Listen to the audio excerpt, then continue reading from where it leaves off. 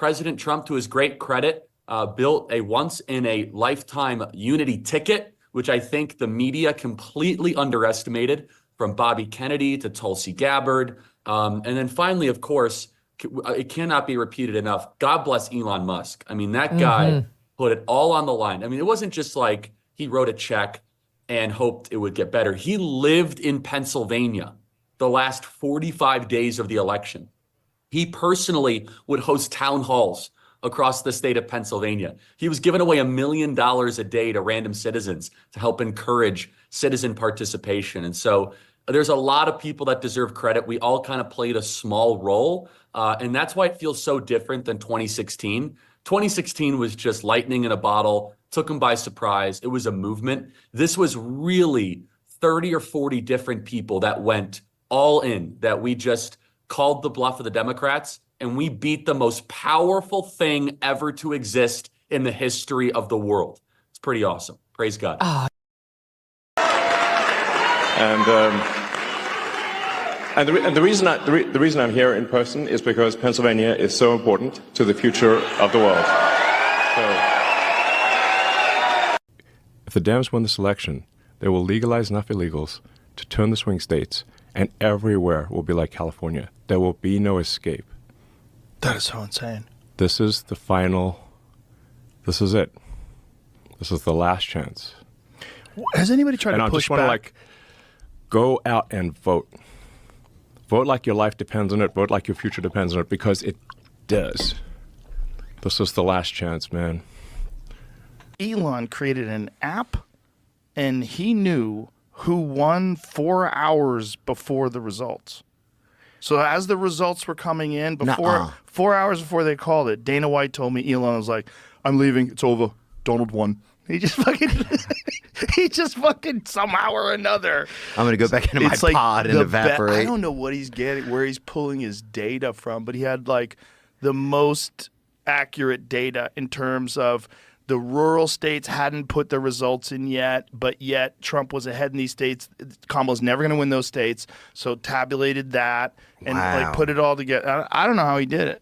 But yeah, Dana. I haven't even talked to Elon about this. I don't know like the Dana translation, but Dana said he had an app, and he was like showing him.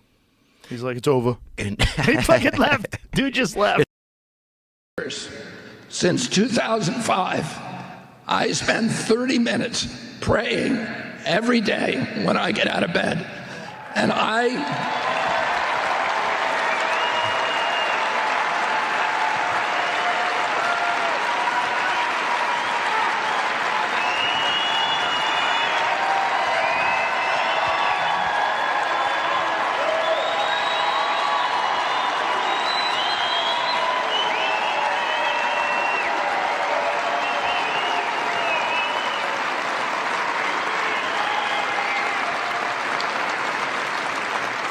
my prayer is this. I ask God for 19 years to put me in a position where I could end the chronic disease epidemic and bring health back to our children.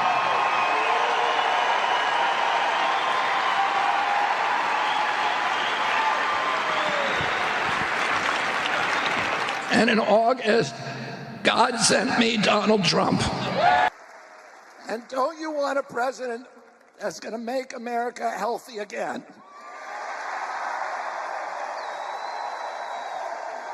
Thank you all very, very much, and God bless you, and God bless America.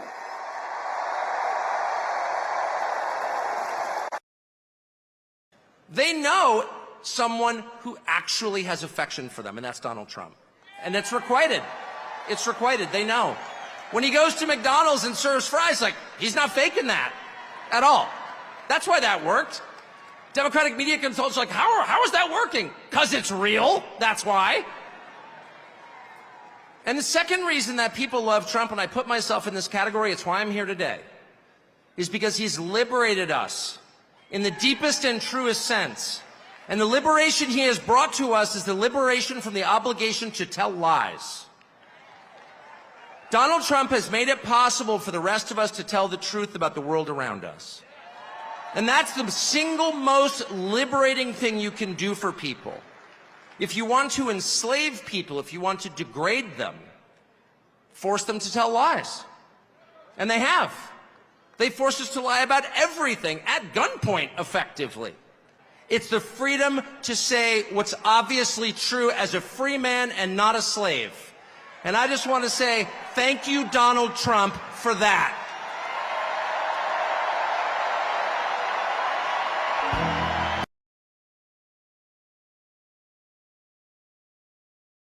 I said to my team, I said, guys, something is happening on these campuses. And the media was ignoring it. In fact, we were mocked on social media by all the intelligentsia of the political establishment, right and the left, saying, oh, you know, the polls show that younger voters are going to go for Kamala than ever before. And I said, well, maybe, but what I'm seeing is unlike anything I've ever seen before. And not only that, Megan, our ground game and our ground team was registering these kids to vote. We were getting thousands and thousands of these first-time voters. So it wasn't just like, okay, let's put on a show and we leave. We were translating the support into votes. Fox News decides Donald Trump is president of the United States. We've got our republic back, folks.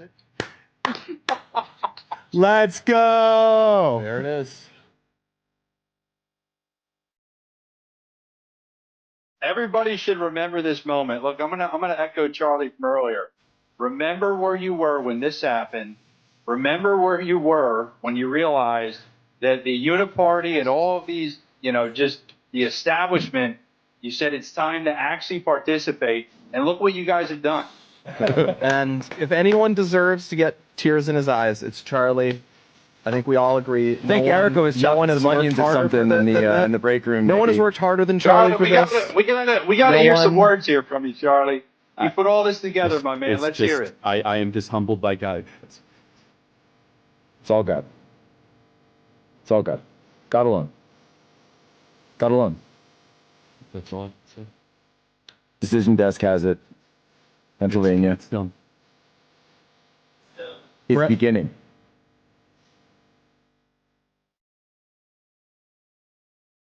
Donald Trump has made his first major decision as president-elect, naming Susie Wiles as his White House chief of staff. In a statement, the president-elect wrote, quote, Susie Wiles just helped me achieve one of the greatest political victories in American history and was an integral part of both my 2016 and 2020 successful campaigns. Susie is tough, smart, innovative, and is universally admired and respected. It is a well-deserved honor to have Susie as the first ever female chief of staff in United States history. I have no doubt that she will make our country proud. Susie also served as an advisor to Tudor Dixon's gubernatorial campaign, and Tudor joins us now. Good morning to you. So Susie Wiles is someone who is rarely seen in the media, but she has made a huge impact when it comes to Republican politics. So tell us a little bit more about her and how she'll serve Donald Trump as White House chief of staff.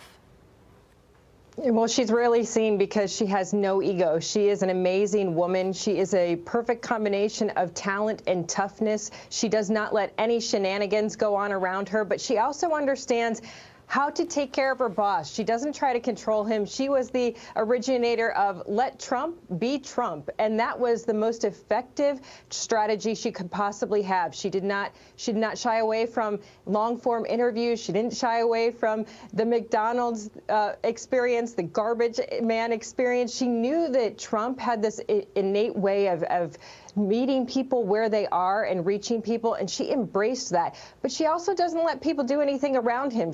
In the first term, we saw a lot of leakers, we saw a lot of shenanigans in the White House. That's not going to happen with Susie Wiles, because like I said, she's not only tough, she's talented, and people respect her. Last night when I heard this, my phone blew up. People were just overwhelmed with excitement to see this historic pick. They know she's going to be incredible at this job, and she's a winner. Are you concerned in any way about her lack of time in D.C.? Admittedly, she did spend some time in D.C., but it was 1979, 1980, and obviously she's been back and handling stuff in the political world. But she really is an on-the-ground operative at this point. So are you concerned that her lack of D.C. experience will hurt? What a blessing to not have some experience with the people in the swamp trying to bend your ear. She's going to go in there and they're afraid of her. That's the best part about this. This is a woman who just ran a Fortune 500 company overnight, and she was incredibly successful at it. This is the best case scenario for the United States of America. We don't want someone going in there that has already made deals with people, that has loyalties to people. Susie Wiles is going in there for the American people, and that's the most exciting news I could ever possibly hear about this administration. Yeah, you know, it will be very interesting to see Donald Trump fill out his cabinet and who he selects for these key positions. In 2016, there were a lot of people who he says did not serve him well. We saw it unfold in a pretty dramatic way. But then you have tweets from a Democrat Congressman, Jared Moskowitz out of Florida, said, "Congrats to Susie Wiles. I worked with her in the DeSantis administration. She is brilliant, tough, strategic. She will serve our country well." That's coming from a Democrat. So with selections like this, does it indicate that there will be less drama when it comes to staffing around Donald Trump during his next administration?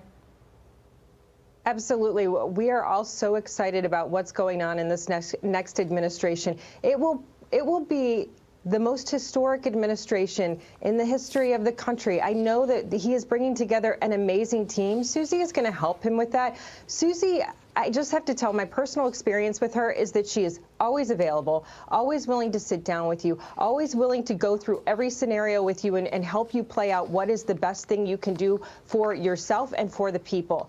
This is going to be the most amazing administration that the country has ever seen because of the combination of Donald Trump, Susie Wiles, and J.D. Vance. I could not tell you anything about this other than you are going to be amazed and overwhelmed by what's going to happen. It's quite an endorsement. I think it also needs to be stated what a rubbing of the salt in the wounds, excuse me, this is to the left after Mark Cuban said Donald Trump does not surround himself with strong and intelligent women. Donald J. Trump appoints the first ever female chief of staff, and it's somebody that Tudor Dixon is a huge fan of. Tudor, thank you.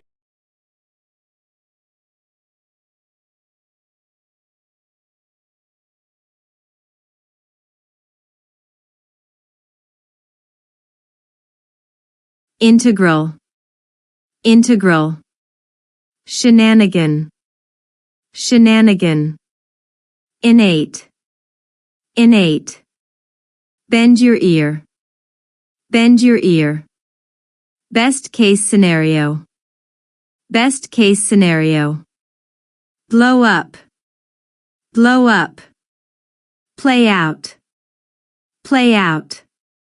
tabulate, tabulate. I didn't mean to bend your ear, but I really needed someone to talk to. He kept bending my ear about his new business idea. If you enjoy this content, please consider subscribing to my channel to stay up to date with future videos. Thank you for watching.